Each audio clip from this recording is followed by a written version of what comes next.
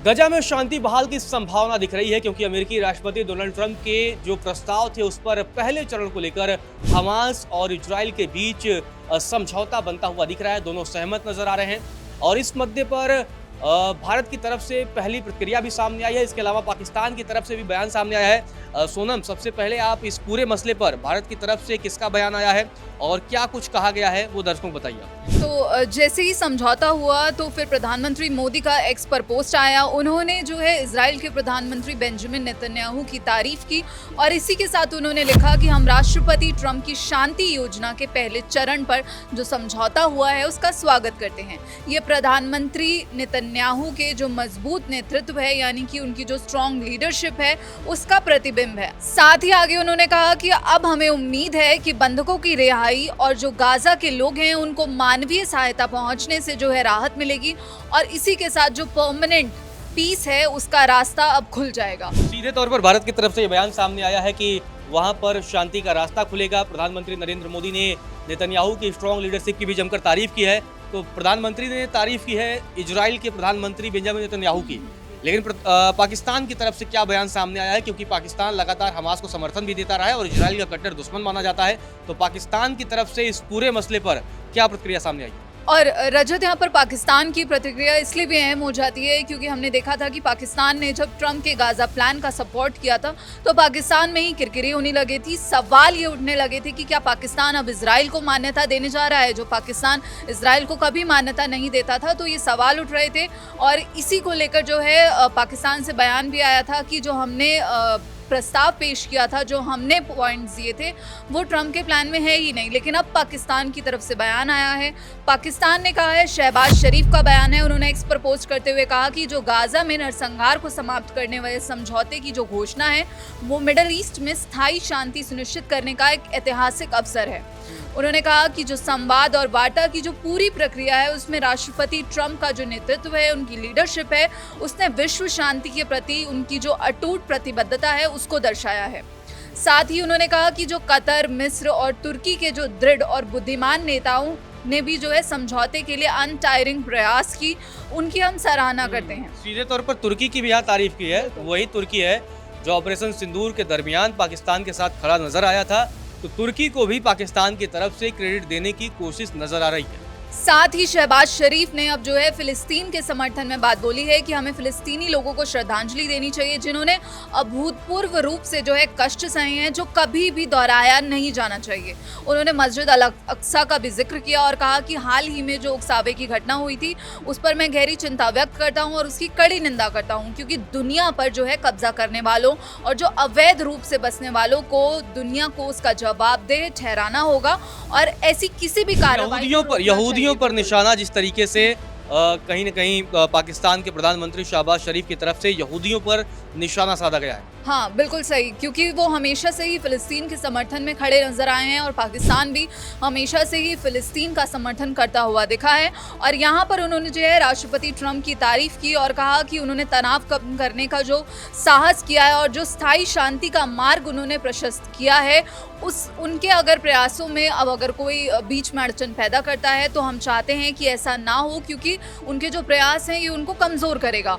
और हम फिलिस्तीनी लोगों की इच्छाओं और जो संयुक्त राष्ट्र के प्रस्ताव हैं उसके अनुसार अब हम पीस और सुरक्षा और सम्मान सुनिश्चित करने के लिए हमारे जो साझेदार हैं, हमारे मित्र हैं, यानी कि हमारे जो मुस्लिम देश हैं, जो पूरा इस्लामिक कंट्रीज़ का जो एक समूह है, उन देशों के नेताओं के साथ काम करना जारी रखेंगे। इसी के साथ रजत, यहाँ यूएन का भी बयान सामने आया। बिल्कुल, यूएन का बयान सामने आया है और यूएन ने भी यही कहा कि मैं सभी संबंधित पक्षों से समझौते की शर्तों का पूरी तरह पालन करने का आग्रह करता हूं। यहाँ पर उनका ये बयान इसलिए भी अहम हो जाता है क्योंकि हमने देखा कि ट्रंप का जो है ये गाजा प्लान है, इसमें कहीं ना कहीं जो पेच अभी भी फंसता हुआ दिख रहा है कि इजराइल की जो सेना है उसकी जो पूरी तरह से वापसी है, जो समय सीमा तय ही नहीं है। और हमास ने ये मुद्दा भी उठाया था, हालांकि पहला चरण जो है उस पर समझौता हो चुका है। तो यूएन ने कहा कि अब सभी बंधकों को सम्मानजनक तरीके से रिहा किया जाना चाहिए और एक स्थायी युद्ध विराम सुनिश्चित किया जाना चाहिए और कहा कि लड़ाई हमेशा के लिए बंद होनी चाहिए और गाजा में जो है अब ह्यूमैनिटेरियन एड का रास्ता खोलना चाहिए और जो सफरिंग्स हैं, जो पीड़ा है, उसका अंत होना चाहिए। यहाँ पर इजराइल का जो रिएक्शन सामने आया है, जो बेंजामिन नेतन्याहू है, उनकी भी प्रतिक्रिया बेहद महत्वपूर्ण है क्योंकि उन्होंने भी यहाँ पर ट्रंप की तारीफ की है। इसे उन्होंने इजराइल की मोरल विक्ट्री के तौर पर कहा है। उन्होंने कहा कि योजना के पहले चरण की मंजूरी के साथ हमारे सभी बंधकों को स्वदेश लाया जाएगा।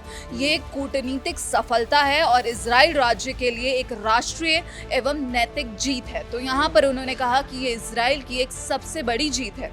आगे बेंजामिन नेतन्याहू कहते हैं कि मैंने शुरू से ही साफ कहा था कि जब तक हमारे सभी बंधक वापस नहीं आ जाते और हमारे सभी लक्ष्य पूरे नहीं हो जाते, हम चैन से नहीं बैठेंगे। उन्होंने कहा कि हमारे जो महान मित्र हैं, हमारे सहयोगी यानी राष्ट्रपति ट्रंप, उनके अथक यानी कि अनटायरिंग प्रयासों से हम इस महत्वपूर्ण मोड़ पर पहुंचे हैं।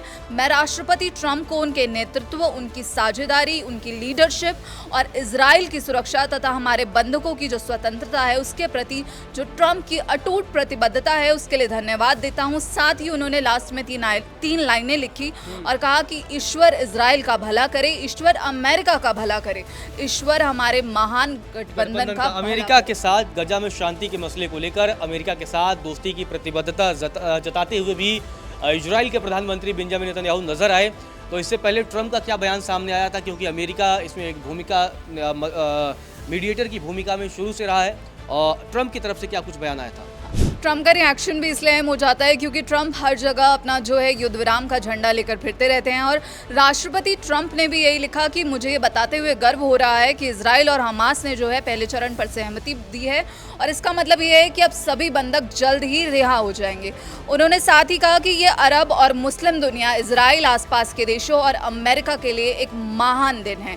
ये ऐतिहासिक दिन है और अभूतपूर्व घटना को संभव बनाने में कतर, मिस्र और तुर्की का उन्होंने धन्यवाद किया और साथ ही कहा कि इस समझौते के तहत अब बंधकों को रिहा किया जाएगा और जिन्होंने भी हमारे शांति समझौते में जो भी निर्माता हैं उन्होंने मदद की, उनको हमारा आशीर्वाद है। तो यहाँ पर ट्रंप फिर से अपनी जो है तारीफ करते हुए नजर आए कि भैया मैं ही इस युद्ध विराम का क्रेडिट लेना चाहते हैं। दरअसल आपको बता दें कि 7 अक्टूबर जो 2022 वो तारीख थी जब हमास ने हमला किया था इजराइल पर और 3 साल से ज़्यादा का वक्त बीत चुका है। गजा में शांति कायम नहीं है, लगातार हर तरफ खून खराबा होता रहा, मिसाइलों की आवाज़ें, बारूदों की महक हर तरफ फैली रहीं और इस बीच अब शांति की संभावना दिख रही है। अब देखना दिलचस्प होगा कि आगे और किस तरीके से ये बातचीत आगे चलती है, क्योंकि पहले चरण पर हमास और इजराइल दोनों ही सहमत हो गए हैं। इसके बाद अब नज़रें इस बात पर रहेंगी कि क्या अब इजराइल की तरफ से हमले बंद होते हैं या नहीं होते हैं, इस बात पर हमारी नज़र बनी रहेगी।